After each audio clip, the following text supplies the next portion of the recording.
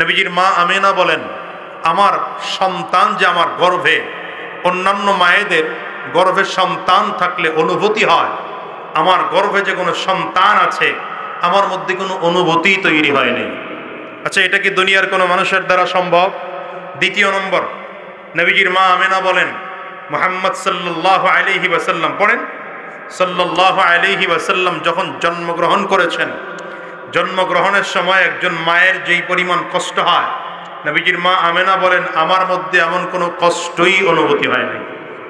আচ্ছা, এই পদ্ধতিতে দুনিয়াতে কার জন্মগ্রহণ করা সম্ভব? নবীজির মা আমেনা বলেন, নবী আলাইহিস সালাতু ওয়াস সালাম যখন জমিনে আসছেন, জমিনে আসার পরে নবীজির সিনা থেকে আলো বের হয়েছে। এই আলোর এত পাওয়ার ছিল, আলোর মধ্যে রোম, কায়সার, মিশর, এই এলাকার বড় বড় বিল্ডিংগুলো এই আলোর মধ্যে দেখা দিয়েছে। এই পদ্ধতিতে কার জন্মগ্রহণ করা সম্ভব? সম্ভব না। কথা বলেন না, সম্ভব? সম্ভব না। এরপরে আসেন, নবীজি সাল্লাল্লাহু আলাইহি ওয়াসাল্লাম জন্মগ্রহণের সময় নাভি কাটা অবস্থায় জন্মগ্রহণ করেছেন। এটা দুনিয়ার অন্য কার দ্বারা জন্মগ্রহণ করা সম্ভব? সম্ভব না। রাসূলুল্লাহ সাল্লাল্লাহু আলাইহি ওয়াসাল্লাম জন্মের সময় খাতনা অবস্থায় জন্মগ্রহণ করেছেন। কার দ্বারা এটা জন্মগ্রহণ করা সম্ভব? সম্ভব নয়। রাসূলুল্লাহ সাল্লাল্লাহু আলাইহি ওয়াসাল্লাম জন্মগ্রহণের সময় নবীজির সতর ঢাকা ছিল, নাভির উপর থেকে শুরু করে হাঁটুর নিচ পর্যন্ত আমার রাসূলুল্লাহ সাল্লাল্লাহু আলাইহি ওয়াসাল্লামের সতর ঢাকা অবস্থায় জন্মগ্রহণ করেছেন। দুনিয়ার কার দ্বারা সম্ভব? রাসূলুল্লাহ সাল্লাল্লাহু আলাইহি ওয়াসাল্লাম জন্মগ্রহণ করার পরেই অবয়ব আকৃতি এমন ছিল, নাক আর কপালটা জমিনে, হাতটা জমিনে এমন ভাবে রেখেছেন মনে হয় নবীজি সাল্লাল্লাহু আলাইহি ওয়াসাল্লাম সাজদার মধ্যে আছেন। আচ্ছা বলেন, এই পদ্ধতিতে দুনিয়ার কোন সন্তানের জন্মগ্রহণ করা সম্ভব? রাসূলুল্লাহ সাল্লাল্লাহু আলাইহি ওয়াসাল্লামের গোটা জিন্দেগিটা 3 ভাগে ভাগ করা যায়। বলেন কয় ভাগে? একটু কথা বললেন, কয় ভাগে? এর মধ্যে প্রথম ভাগ মিলাদুন নবী সাল্লাল্লাহু আলাইহি ওয়াসাল্লাম। সহজ বাংলায় নাম মনে রাখেন, নবীজির জন্ম। বলেন নবীজির, জোরে বলেন নবীজির। আরবিটা কি? আরবিটা মনে রাখবেন, তাইলে আমার কথা বুঝতে সহজ হবে। এই থিওরি যদি আপনার আমার মধ্যে ঢুকে যায় তাহলে ঝামেলা থাকে না, দ্বন্দ্ব থাকে না, ফিতনা থাকে না, ফাসাদ হাসাদ থাকে না। নবীজির পুরো জীবনটাকে আমরা কয় ভাগে ভাগ করব? প্রথম ভাগের নাম কি? মিলাদুন নবী। বলেন প্রথম ভাগের নাম কি? দ্বিতীয় ভাগের নাম সিরাতুন নবী। বলেন, আবারও বলেন, সিরাতুন নবী। তৃতীয় ভাগের নাম ওয়াফাতুন নবী। বলেন তৃতীয় ভাগের নাম কি? এবার আবার আপনাদেরকে মনে করায় দেই, প্রথম ভাগের নাম মিলাদুন নবী, দ্বিতীয় ভাগের নাম সিরাতুন নবী, তৃতীয় ভাগের নাম ওয়াফাতুন নবী। মাশাআল্লাহ। বাংলা নাম মনে রাখেন, মিলাদুন নবী মানে হলো নবীজির জন্ম। বলেন নবীজির, জোরে বলেন না। দ্বিতীয় নম্বর সিরাতুন নবী মানে হচ্ছে নবীজির জীবন আদর্শ। বলেন নবীজির জীবন আদর্শ।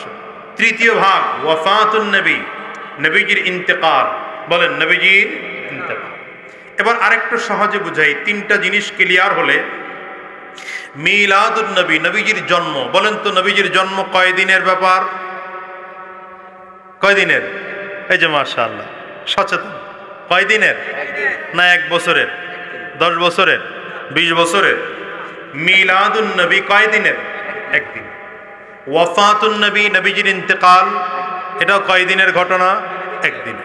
আচ্ছা আমি আবার একটু সহজে বুঝাই, তাহলে মিলাদুন নবী আর ওয়াফাতুন নবী টোটাল 1 দিন 1 দিন 2 দিনের ব্যাপার। কি কথা বলেন না? সিরাতুন নবী 63 বছরের হায়াতের জিন্দেগি, পুরোটাই সিরাতুন নবী। বুঝতেছেন কিনা? এবার আসেন, মিলাদুন নবী পালন করা যায় কিনা, ওয়াফাতুন নবী পালন করা যায় কিনা, এটা আগে বুঝেন। এই যে ইসলামে জন্মবার্ষিকী, মৃত্যুবার্ষিকী পালন করা শরীয়তে কোনো আহকাম নাই, শরীয়তের বিধান নাই। আমাদের দেশে এখন জন্মবার্ষিকীতে কেক কাটা হয় না, কথা কয় না। এরপরে বছরে 1 দিন বাবার জন্য দোয়া, কবে মারা গেছে তার ছেলে, তার বাবা, ছেলে মসজিদে আজকে জুমার দিন গেল, ইমাম সাহেবের কাছে চিঠি লিখে দিয়েছে আজকে আমার বাবার মৃত্যুবার্ষিকী, এই জন্য দোয়া চাই। ইসলাম এটাকেও সমর্থন করে না। কেন? রাসূলুল্লাহ সাল্লাল্লাহু আলাইহি ওয়াসাল্লামের জন্মবার্ষিকী আর মৃত্যুবার্ষিকী চাইলে জন্মের মতো জন্ম কেউ গ্রহণ করতে পারবে না।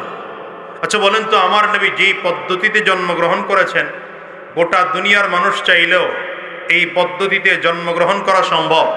নবীজি সাল্লাল্লাহু আলাইহি ওয়াসাল্লাম যেই পদ্ধতিতে যেইভাবে জন্মগ্রহণ করেছেন, দুনিয়ার কারো দ্বারা ওই একই পদ্ধতিতে জন্মগ্রহণ করা সম্ভব নয়। এবার আসেন ওয়াফাতুন নবী, নবীজি যখন ইন্তেকাল করবেন, নবী আলাইহিস সালাতু ওয়াস সালাম বসে আছেন, নবীজির ডান সাইডে পানির পাত্র দেওয়া হলো, নবীজি বারবার করে চেহারা মুছতেছেন।